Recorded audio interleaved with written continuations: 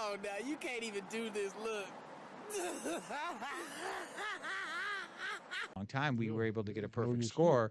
So only people with perfect scores were put in the lottery. That's a qualified lottery, right? And then there's like the other one is just it's like they'll either bring in a third party consultant to like score it, or it'll just be like you just go in front of the city council and it's like a beauty pageant, right? And who wins the beauty pageant, right? It's whoever's juiced in with the city council, right? So San Francisco did a lottery, right? Because they don't want all of the political stuff of just like having this board of supervisors, the planning commission choose. But that's all the different ways that you can get them, and I've tried all those different ways, right? I've never won a beauty pageant, honestly, right? I went to the city of Hanford and tried to win one. We went to San Bruno and tried to win one. I went to Imperial Beach and tried to win one. I didn't win one. I applied for the lottery in Oakland with a social equity partner. I didn't win that, right? I've definitely probably applied in a dozen jurisdictions and won licenses in 3.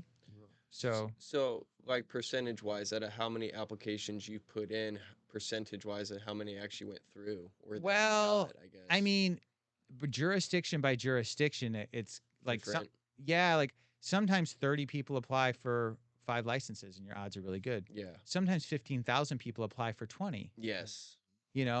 Like I think the biggest shit show that I've seen was Encinitas. Okay. There were only 4 properties in the entire town that were zoned properly for dispensaries, and the landlords said, "Hey, you can apply on this, but you got to pay me 50 grand." And oh, by the way, I can stack as many applicants on my property as I want.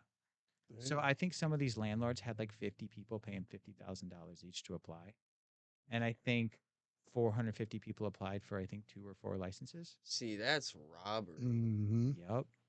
I mean, that's messed up.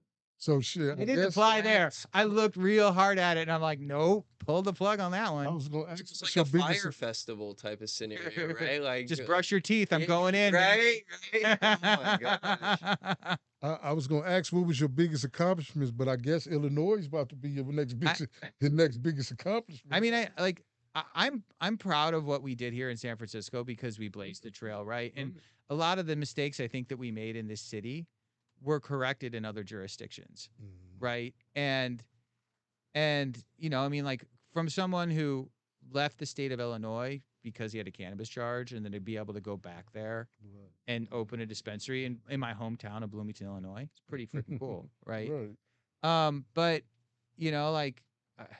what's funny is just because of the economics of the business, right? Like I'm successful from his perspective. Like I got stores open, right? But like grinding a profit out of those stores is a totally different story than getting the license going, right? Yeah. Retail is a tough business, and it is cutthroat, and the margins are slim, right? So, I mean, I think the fact that I started this business with Sean and a couple friends, and then we're all still talking to each other is an accomplishment, right? Right. I know a lot of broken bodies and broken dreams and dead bodies along the road. Well, right? It's also a small community, right? Sure. Like when so if something happens along the way, kind of everyone's going to know about the situation almost. It's like a trickle effect. Yeah, I mean, San Francisco especially. Right? This is a small town. 100%. Everybody knows each other's business, right? And not everybody likes everybody. No. Right? And that's okay. Definitely. Right? Yeah. That's all right.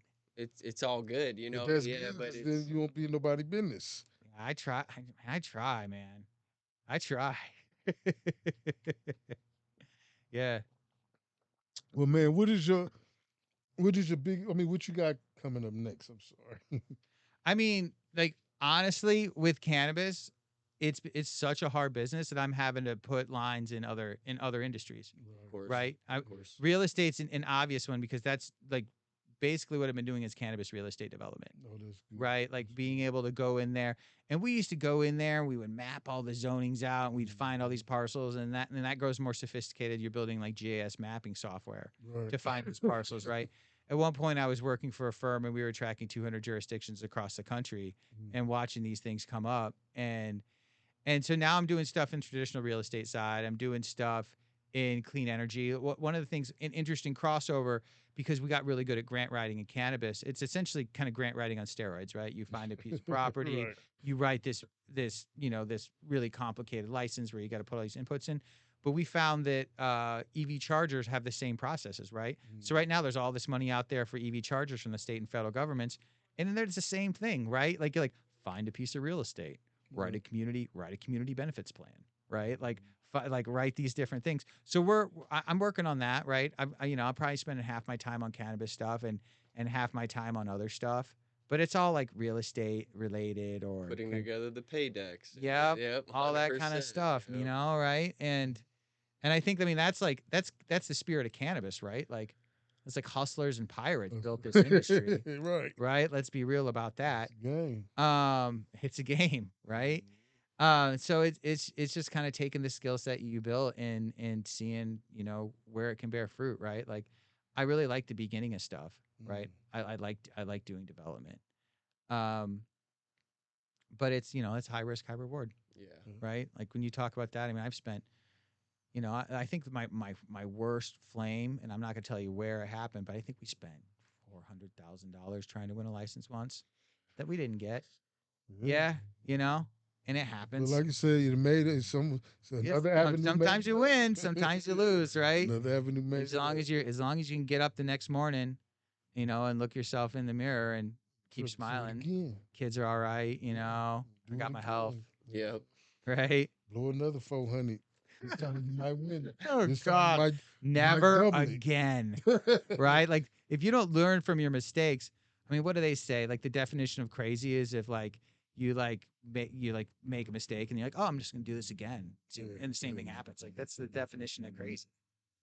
Well, man, thank you, Johnny, man. All right. For coming and Yep. giving us your game, man. Appreciate we it, really man. appreciate it. All right. And congratulations on the success. Yeah, we're Massive- real excited to have Blaze on Haight going here, man. Yes, Like man. real proud of my partner Sean and my staff and Connor and Q and all my partners to get it going again. We got Compound in there dropping seeds. That's Like great. I've known Felipe from Compound since 2016, right? Like, Yeah, okay. and it's really cool because there's not a whole lot of us OGs that like kind of came from that side and are still playing in this on this side of it, right, on the legal side, the fully regulated Right. legal side. And So- I've seen it all the way from Exactly. Prop Fully 215 regulated. formed Yeah. into recreation, Yeah. right? Like, yeah. Yeah, I mean, no, when it's- we first opened this spot, Dennis Perone's husband he bought our first joint, John Entwistle, right?